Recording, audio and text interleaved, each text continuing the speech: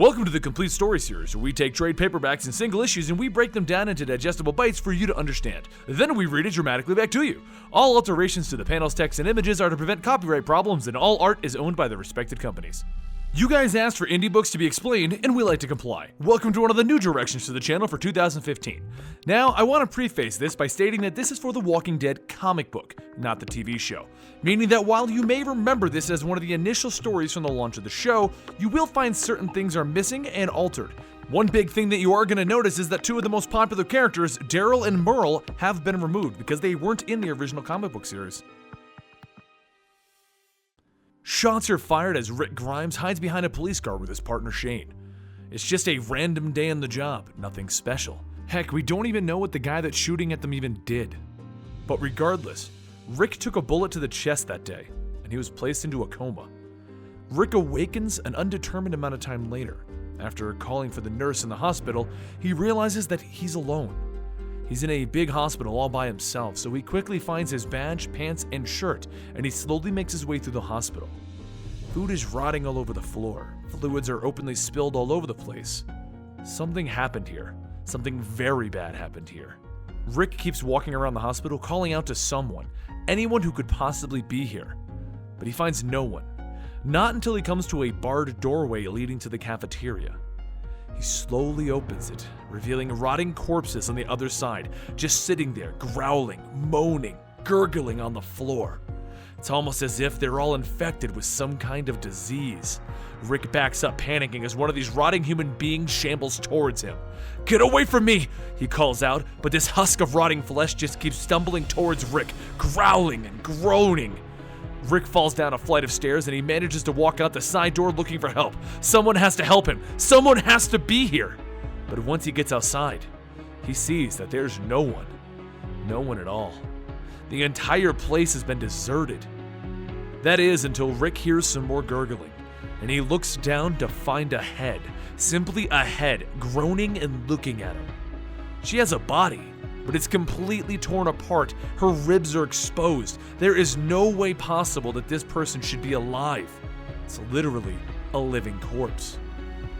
He wipes a tear from his eye as he realizes what he's looking at, and he takes the bike that was near her so that he can ride off into the nearby town. As he rides, he realizes that something happened. There's no one on the streets, there aren't kids playing in the yards, and there's nobody out there doing yard work mowing the lawns. The houses are on shambles and the streets are covered in trash. Rick goes into a few houses looking for people, food, safety, anything, but he can't find anything. Everything is deserted. And then out of the blue, he's struck on the back of the head with a shovel, rendering him unconscious once again. He awakens with a man and his son serving him dinner, oddly enough, and the man apologizes, stating that it was his son who struck Rick on the head. He thought Rick was one of those things. Once they realize that Rick has no idea what's going on, they explained that no one knows what's going on. It started suddenly, and the radios broadcast warnings telling everybody to get to the main cities where they can be protected. This man, Morgan, and his son stayed here because he felt that he could protect his son better back here at their own house. Rick remembers that his in-laws actually live in Atlanta, and that's only about 5 hours away from here. So his wife and his son probably went over there. So he takes Morgan to the police station where he gives Morgan a few rifles, and then he bids him farewell as he takes a police car hoping to make it to Atlanta. He drives all day and all night until he eventually runs out of gas. And then he's frustratingly forced to leave his car behind while he finds another way to get to Atlanta. He ends up stumbling across a house where an entire family committed suicide together.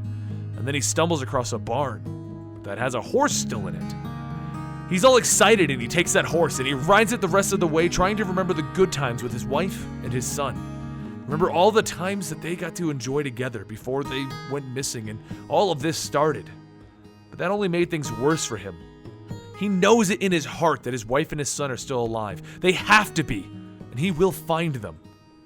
But even if he does find them, it doesn't look like their old times will come back. It doesn't look like they're just going to enjoy some time together once again. The world has changed, and he's not sure if it's ever going to go back to the way it was. So once he gets to Atlanta, he realizes that this isn't as safe as he was led to believe.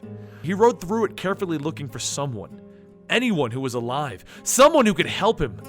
But once again, Rick finds himself alone. He went deeper and deeper into Atlanta, avoiding things that were reaching out for him, taking precautions against them. But the deeper he went into Atlanta, the more he realized that his family just wasn't there, and the more he began to panic, and the thought began to cross his mind that maybe they were dead also. With each step, his panic would grow until he wasn't even being careful anymore, and then one of those things pulled the horse down and began to devour it right in front of Rick. He began to crawl on the ground trying to get away, swinging his axe at the heads of those things, firing his gun, doing anything he could to stop them. And that is until a new person grabbed him by the shoulders and pulled him away from the street. "Follow me and stop using that gun," he shouted as they both ran into the alley. The man called himself Glenn as they ran through rooftops, down more alleyways, and through abandoned buildings. They ran and ran until Rick could see that there was no more danger, and he asks Glenn, just stop. Where are all the people that were supposed to be in the city?" And Glenn tells him that was the people that were supposed to be in the city, the people trying to eat you back there. The government herded everyone into the city in hopes of containing the virus, but all it did was put food into one location, and after a week, the entire city was infected. Nobody got in or out. Did you have family there? Rick falls to his knees defeated. "My wife and son were supposed to be there," and tears begin to stream down his face. "I have no idea where else I could even look." Glenn just looks at him and he says, "I'm sorry you had to hear it this way. Come with me back to our camp because the few of us that survived were living out here." Rick slowly walks towards the camp, trying to figure out what he should do next, when to his shock, his wife and his son are both at the camp. They all embrace as Rick realizes that he's finally found his family. And just when Rick couldn't get any happier, Shane, Rick's partner from the start of this journey, comes over, and he simply says hello. Lori, Rick's wife, explains that it was Shane who came over their house and got Lori and Carl, his son, and brought them back to Atlanta. When they discovered that it was overrun, they found this camp and they all came here. Shane is hoping that the government will find them eventually when the government comes to save Atlanta, and that they can all be saved by the government at that point.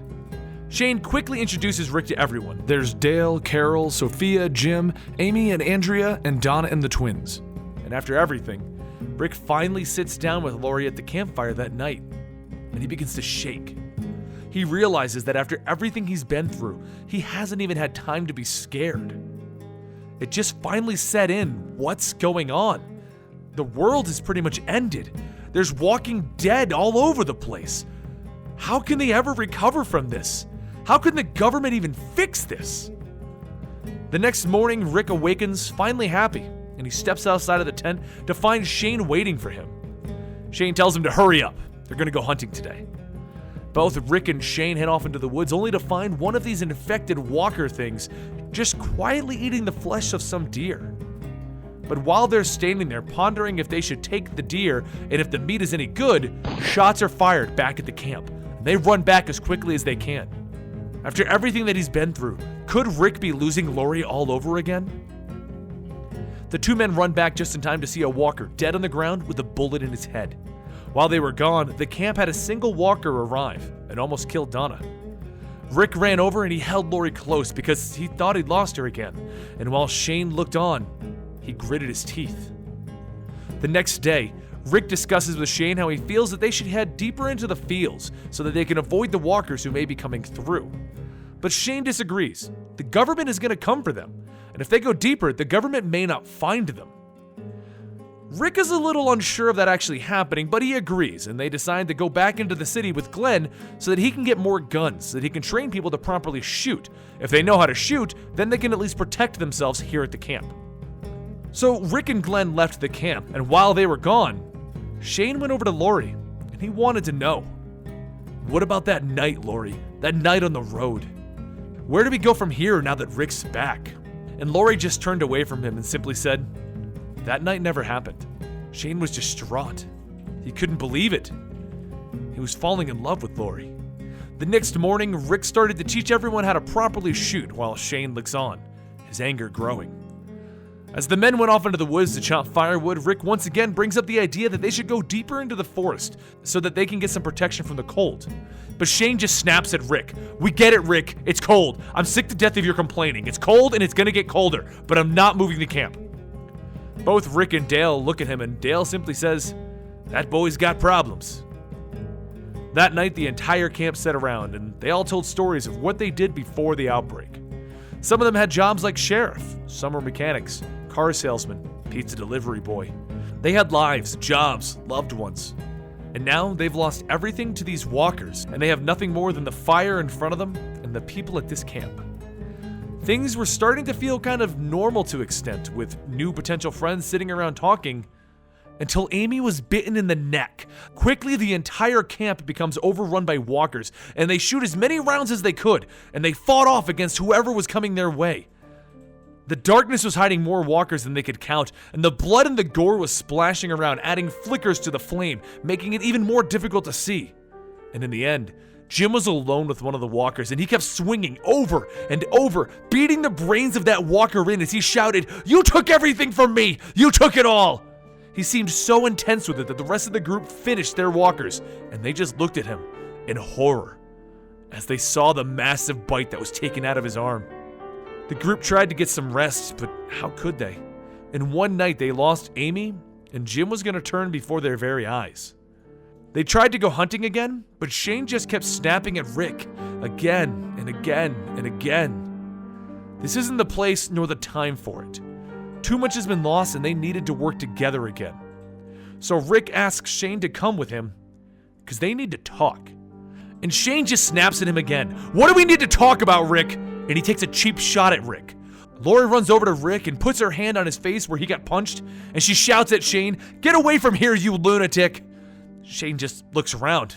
The whole camp can see what he did.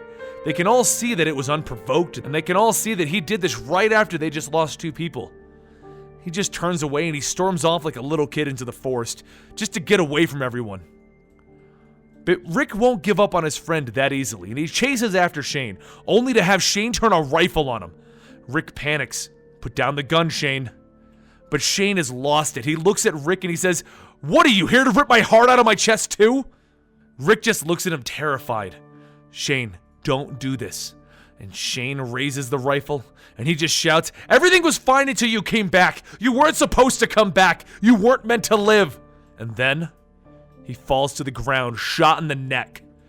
And next to Rick stands Carl, holding his father's pistol, crying his eyes out, yelling at Shane, "Don't hurt my daddy again!" Shane falls to the ground dead, and Rick runs over to his son. Carl looks up to his father and he says, "It's not like killing the dead ones, Daddy." And Rick simply says, "It shouldn't be, son," as he holds him close.